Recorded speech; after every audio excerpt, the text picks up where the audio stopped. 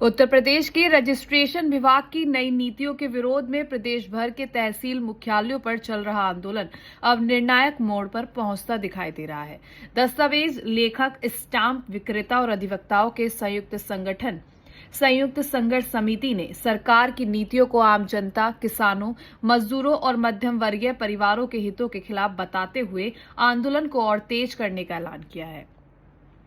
गुरुवार को मेरठ रोड स्थित होटल मधुबन में मीडिया सेंटर के पत्रकारों के साथ संयुक्त संघर्ष समिति के पदाधिकारियों और कार्यकर्ताओं ने प्रेस वार्ता का आयोजन किया।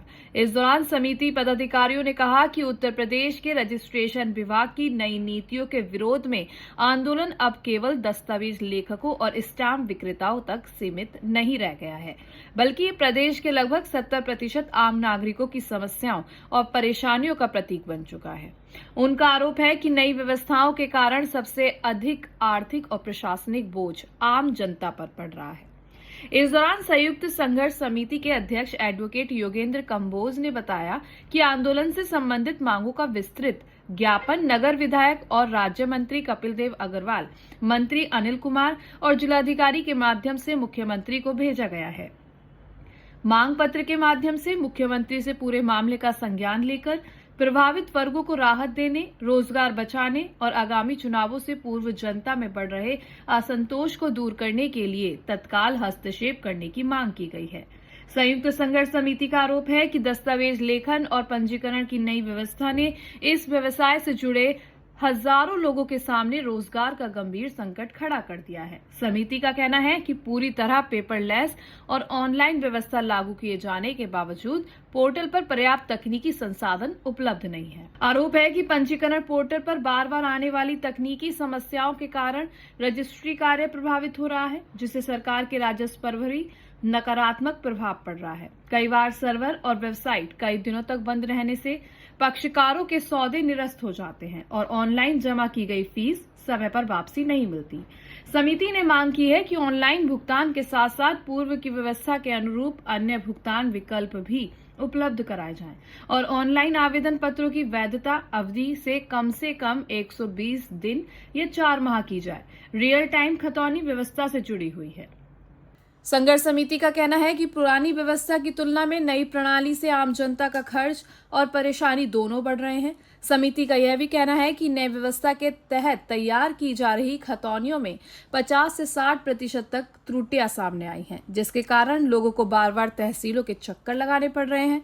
समिति ने मांग की है कि इन त्रुटियों के निस्तारण के लिए कानूनगो, तहसीलदार और उप जिलाधिकारी स्तर पर निश्चित समय सीमा तय की जाए और शिकायतों के निपटारे के लिए अलग ऑनलाइन पोर्टल विकसित किया जाए। इसके अलावा मांग दस्तावेजों के सुरक्षित संरक्षण से संबंधित है। समिति का कहना है कि पंजीकरण के बाद यदि किसी व्यक्ति के मूल दस्तावेज खो जाते हैं या नष्ट हो जाते हैं तो उनकी प्रमाणित प्रतिलिपि प्राप्त करना बेहद कठिन हो जाता है। इसी समय को देखते हुए समिति ने मांग की है कि पुराने और नए सभी लेख पत्रों का सुरक्षित डिजिटल रिकॉर्ड तैयार किया जाए और उन्हें ऑनलाइन अपलोड किया जाए, ताकि आवश्यकता पड़ने पर नागरिकों को आसानी से प्रमाणित प्रतियां उपलब्ध कराई जा सके। वहीं स्टाम्प व्यवस्था से जुड़ी हुई है। समिति का आरोप है कि ऑनलाइन स्टाम्प वितरण प्रणाली लागू होने के बाद स्टाम्प विक्रेताओं का कमीशन कम कर दिया गया है, जबकि इस व्यवस्था का संचालन कर रही निजी कंपनी को पर्याप्त आर्थिक लाभ दिया गया है। समिति का कहना है कि स्टाम्प विक्रेताओं को कंप्यूटर, प्रिंटर, ऑपरेटर और अन्य संसाधनों पर भारी निवेश करना पड़ रहा है, लेकिन इसके बावजूद उनका कमीशन घटा दिया गया है। इससे हजारों लोगों के रोजगार पर प्रतिकूल प्रभाव पड़ रहा है। इसके अलावा उन्होंने मांग की है कि वर्तमान शुल्क दरें लगभग 40 से 45 वर्ष पहले निर्धारित की गई थी, जबकि अब पूरी प्रक्रिया कंप्यूटरीकृत और ऑनलाइन हो चुकी है। महंगाई और संचालन लागत में कई गुना वृद्धि होने के बावजूद शुल्क में कोई यथोचित संशोधन नहीं किया गया है। समिति ने सरकार से मांग की है कि दस्तावेज लेखन शुल्क की नई और संशोधित सूची तत्काल प्रभाव से जारी की जाए, ताकि इस कार्य से जुड़े लोगों को आर्थिक राहत मिल सके। जी, आपका परिचय रजिस्ट्रेशन के नाम पे जो आपने अभी बताया कि आपने यहाँ पे नाम जाना चाहूँगा, उसके बारे में जानना चाहूँगा जो प्रेस कॉन्फ्रेंस। मेरा नाम योगेंद्र कुमार काम्बोज एडवोकेट। मैं तहसील सदस्य की संघर्ष समिति का संयोजक हूँ। आज प्रेस कॉन्फ्रेंस आयोजित की गई है, उससे पहले भी आप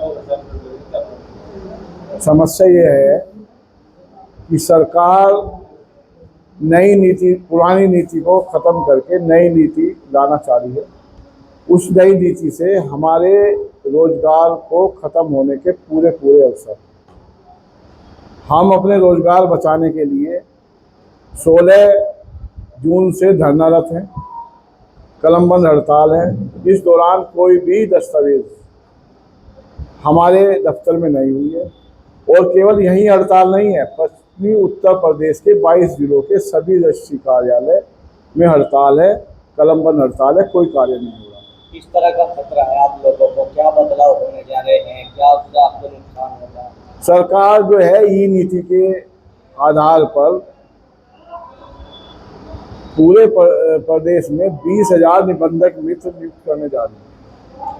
उनको इस विषय की कोई जानकारी नहीं है। ये एक बहुत महत्वपूर्ण विषय है।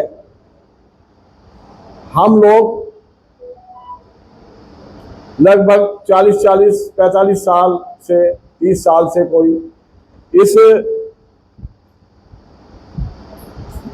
इस विभाग में दस्तावेज लेखन एडवोकेट के रूप में कार्य कर रहे हैं।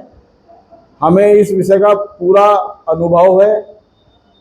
अनुभवी लोगों के आने से जनता को भी समस्या होगी और गलत डॉक्यूमेंट्स लिखे जाने से अदालत से भी भार पड़ेगा, मुकदमे होंगे और जनता को वैसे जाएगी और हमारा रोजगार खत्म होगा। आप लोग क्या सरकार से मांग करते हैं? हम सरकार से मांगते हैं, मैं आपसे बताना चाहता हूं कि अब से 30 साल पहले ये एक सांकेतिक राजस्व के रूप में था।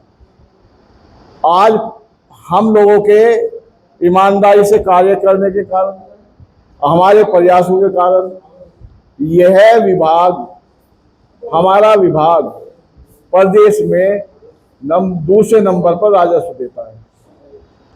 जब सरकार का राजस्व बढ़ रहा है, सरकार को लाभ भी हो रहा है, तो नई नीति लाने की आवश्यकता है। कई सरकार को ये तो बताए हमें नुकसान होगा। नई नीति में क्या बदलाव होने जा रहे हैं? नई नीति में वही है कि जो अयोग्य युवकों को, अयोग्य नवयुवकों को इस नाम पर कि हम 20,000 रोजगार प्रदेश में सृजित करने जा रहे हैं, जबकि इसकी पृष्ठभूमि में 5 लाख लोगों के रोजगार नष्ट हो रहे हैं। पूरे प्रदेश में लगभग 5 लाख लोग जो है वो रोजगार मिल रहा है हमारी इस विभाग, इस कार्य प्रणाली से। तो वो उन लोगों का रोजगार खत्म, 5 लाख लोगों का रोजगार खत्म करके 20,000 लोगों को रोजगार देने का सरकार वादा कर रही है। अब आप लोग समझदार हैं, ये सही है या गलत है? तो कब तक चलेगा? आप लोग काफी समय से जब तक सरकार हमें कोई आश्वासन या इसके बारे में कोई सूचना प्रसारित नहीं करती, जब तक हमारा धरना ऐसे चलता है। संयुक्त संघर्ष समिति ने उनकी सभी मांगों को समाज के विभिन्न वर्गों का व्यापक समर्थन मिलने का दावा किया है और आंदोलन लगातार गति पकड़ने का दावा भी किया गया है। समिति ने चेतावनी दी है कि यदि सरकार ने शीघ्र सकारात्मक निर्णय नहीं लिया तो आंदोलन को और व्यापक रूप दिया जाएगा।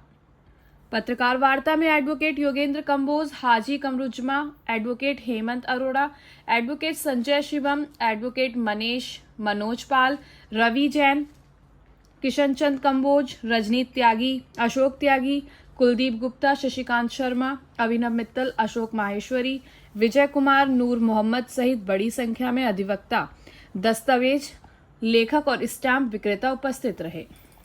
अपनी राय हमें कमेंट बॉक्स में जरूर दें। ऐसे ही लेटेस्ट अपडेट्स के लिए हमारे चैनल रॉयल बुलेटिन को लाइक, शेयर और सब्सक्राइब करना ना भूलें।